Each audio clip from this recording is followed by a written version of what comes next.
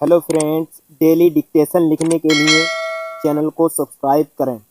इसकी जितनी भी मोस्ट डिफ़िकल्ट आउटलाइंस हैं वो हमने प्रोवाइड करा दी हैं। इसकी पीडीएफ आपको हमारे टेलीग्राम चैनल पर मिल जाएगी। डिक्टेशन 5 सेकंड बाद स्टार्ट होगी। भारतीय धर्मशास्त्रों में कहा गया है कि धन का संचय और उपभोग जनहित और लोक कल्याण में करना श्रेयस्कर होता है। पंच महायज्ञों को संपन्न कराने की व्यवस्था धर्मशास्त्रों में दी गई है।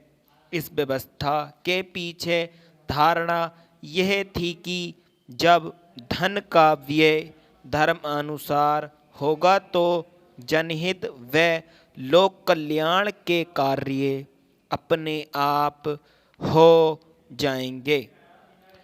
भारतीय इतिहास में कई ऐसे पौराणिक एवं ऐतिहासिक पात्र हैं जिनको जनहित के कार्यों के लिए स्मरण किया जाता है। ऐसे चरित्रों में कन्नौज और थानेश्वर के सम्राट हर्षवर्धन, भारत के महासम्राट अशोक विशेष रूप से उल्लेखनीय हैं।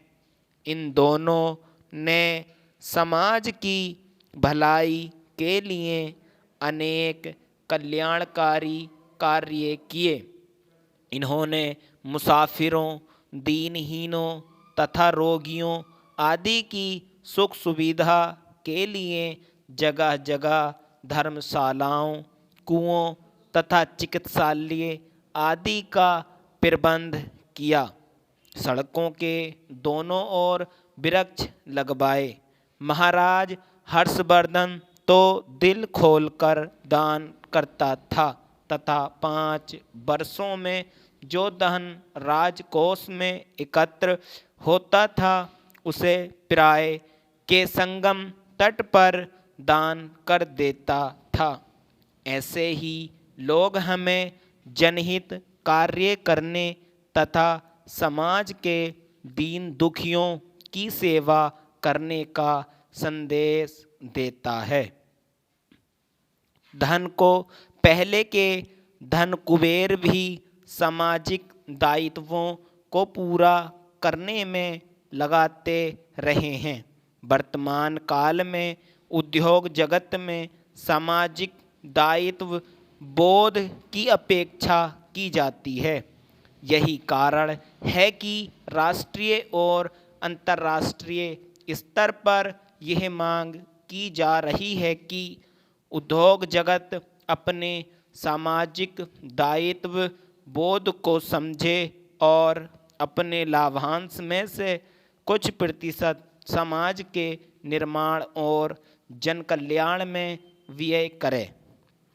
इनमें दो राय नहीं है कि समाज के कल्याण और जनहित का एक बड़ा दायित्व उद्योग जगत पर है।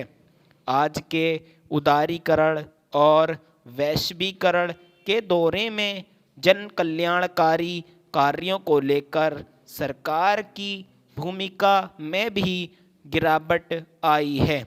सरकार ने जनसामान्य को उसके हाल पर छोड़ दिया है।